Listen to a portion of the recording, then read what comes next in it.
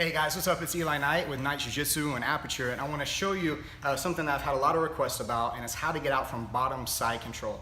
Bottom side control is probably the worst place to be.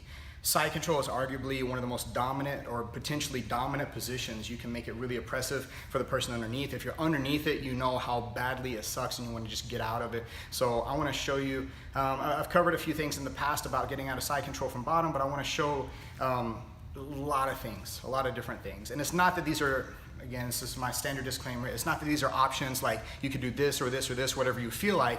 It's based on the energy he's giving you and the spaces that he's giving you. And that's what really determines what technique you're gonna use. So if there's multiple options, it's not options from the same thing, same energy. It's options from you experiencing different pressure, different energy. You see different openings, and that's what's gonna facilitate your escape.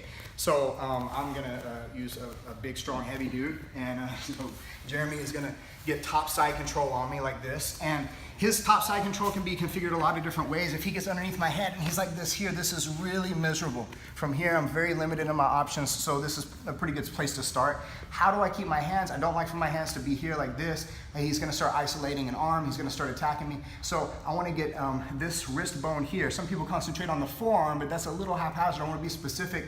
Wrist bone here into his hip and wrist, and slide underneath. Don't try to go like this around. I wanna go underneath here and put my other wrist bone in his throat, so that the more he presses, the more he's pressing his throat into my wrist. It makes it a little miserable for him. I don't want to be flat like I am now. This is not a good look for me, so I want to get up on my side. I start that from my hips. I tilt my hips this way here. This leg goes flat.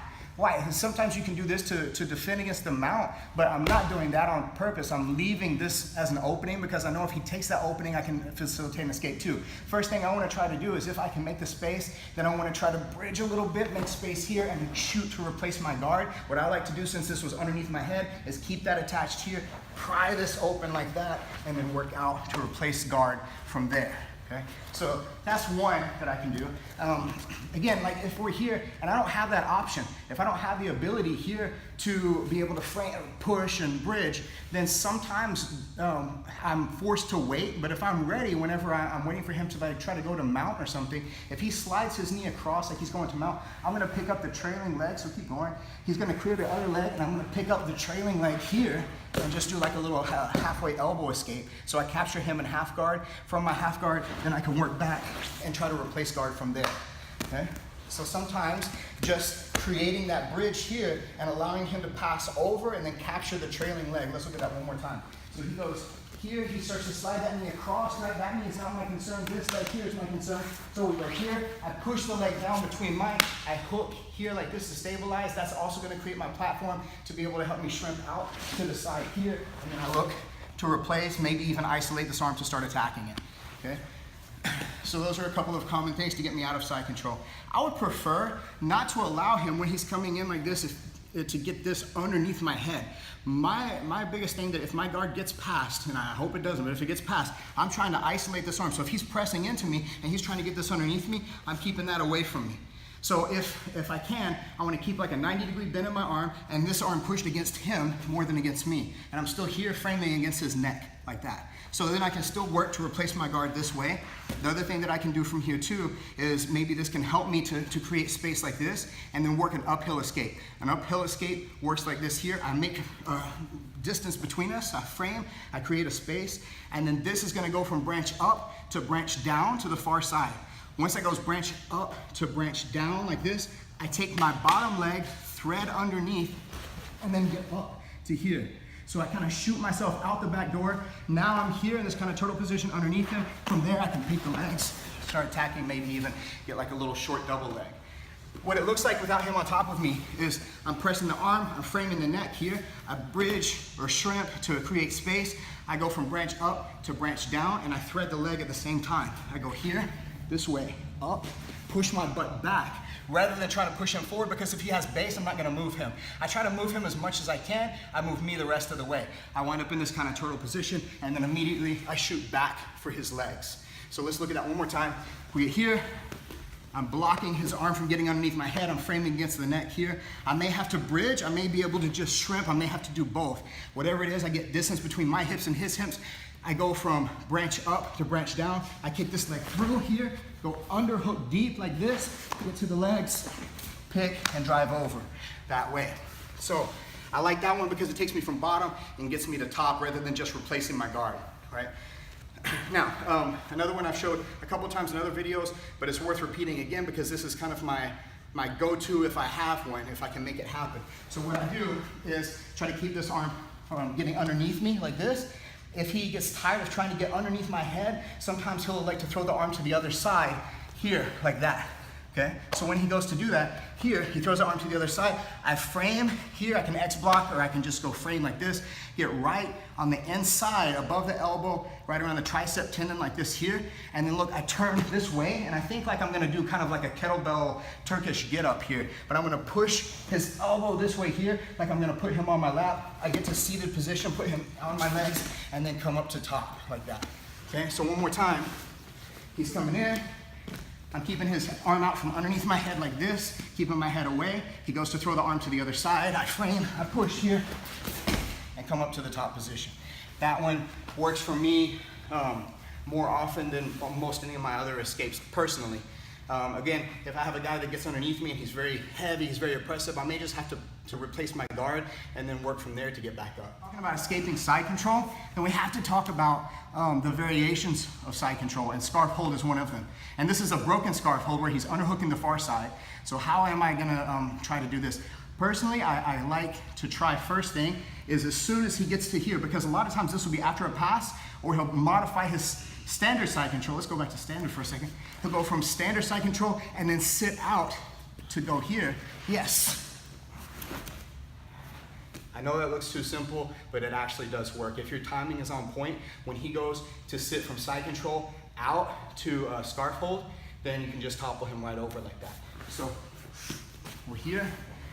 The big thing is I can't allow him to wrap this arm really tight around his body as he switches out, like that. So what I'm doing is whenever I feel like he wants to fish for that arm like that, then I use this hand to create space and get my hand free.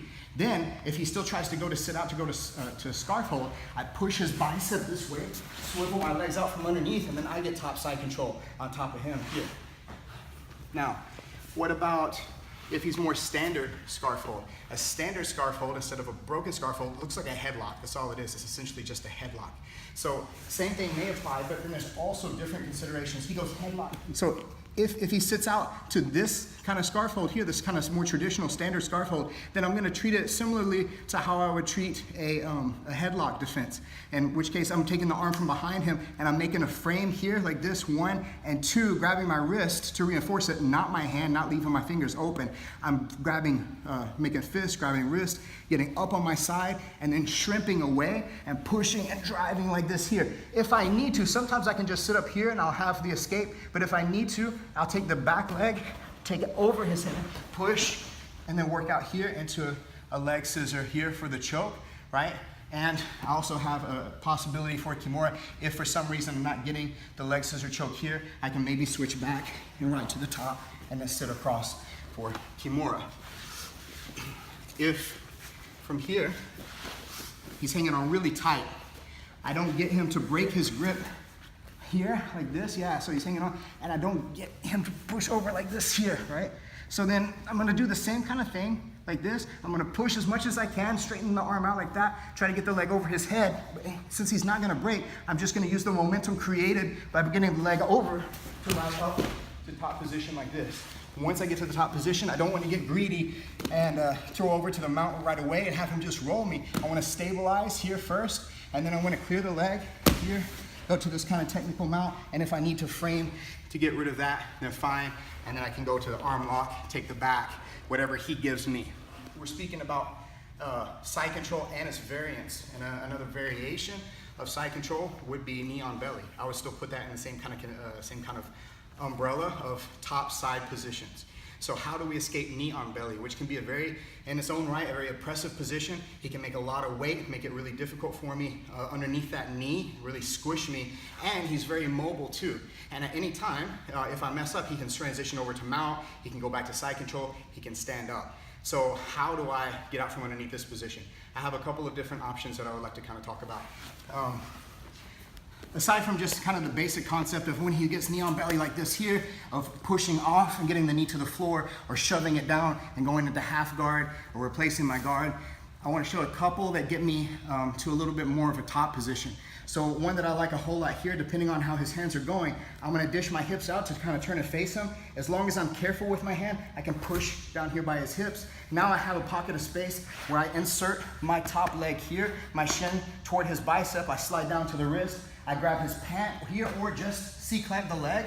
And then I'm not trying to pull him across me. I'm actually scooting my hips underneath him here, this way. Then I can transition to top side maybe leg drag, something else. So let's look at this one more time. He goes here, top knee on belly position, like this. Oh, this is miserable. I don't want to be flat on my back like this so he can squish me. So I get as much as I can up on my side. If I just create that angle, I have a good angle to bring my knee in, right in that pocket right there. There's a nice triangle. So I'm going to make one little quick pop, get my knee inside, slide down to the wrist, grab the pant or C-clamp the leg. Don't pull him across, instead scoop my hips this way underneath him. Look how he floats like that. Come up, maybe I get my knee on belly. Another possibility here, I do this whenever I'm trying to avoid him getting my collar or reaching underneath my head. I want to try to keep this framed in so he's not allowed to do that. He's not able to do that. As I'm doing that, if I can really get up on my side, then there's a pocket, there's a big space underneath him. Whenever there's space, there's opportunity. So that's what I want to look for. I see the space underneath here like this. So I get up on my side. I'm framing here in case he's trying to get underneath my head. I'm going to take my outside arm and my outside leg and connect them underneath him here. I reach my arm in nice and deep. I grab that outside leg and pull it underneath him like this. Here. This hooks his leg here. And then if I can get a secondary grip, that's great. If not, I can sometimes just I have plenty of leverage here to be able to scoop my hips that way, here, and then sweep from there, okay? Different ways I can come up from this position. I can use this leg to help kick across, come up to like a leg drag position there. Here, knee on belly. There's a gap of space underneath him, obviously. So I want to increase that space just a little bit, and just for a second. First, I frame here so that he can't be too pressuring on the side of my face. I go here, I frame like this. I reach my arm from the outside inside here. I pick up my leg. I pull my leg behind his other leg here. Look how I've got this wrap. This is kind of hard to see, but if you pull your leg through, you'll feel it. I hook behind his leg here. I grab the top pant here or here. Make the sweep, kick, come up like that, okay? When each of these can be modified to account for different strikes, whether they're punches, knees, elbows, kicks, headbutts, anything. I just have to have positional awareness, and that's also why contextually you have to train in a number of different kind of situations. So we're training in here in the gi tonight. We're leaving the strikes out of the situation so that we can really focus primarily on position, and submission opportunities and how to transition in and out of those. So that's our foundation. That's the biggest infrastructure of the whole game. But we'll also come in here and we'll pop the gis off. We'll throw on some 4-ounce gloves or maybe some big gloves, and we'll try to wail on each other in the process too. Sometimes we'll come in here and he'll play the guy that doesn't know anything about jiu-jitsu and he just wants to punch me the whole time. Sometimes we both play like that. We're both technical grapplers, but we can also strike. So the context just matters like that. That's a lot about side control from underneath, getting out of it. I hope you guys keep watching. Check out Aperture's got a lot of great content coming. Keep watching. Check out more stuff on my jiu-jitsu channel. Night Jiu-Jitsu on Instagram, Night Jiu-Jitsu on YouTube. Thank you, Jim. Appreciate it, brother. Thank you, Sean.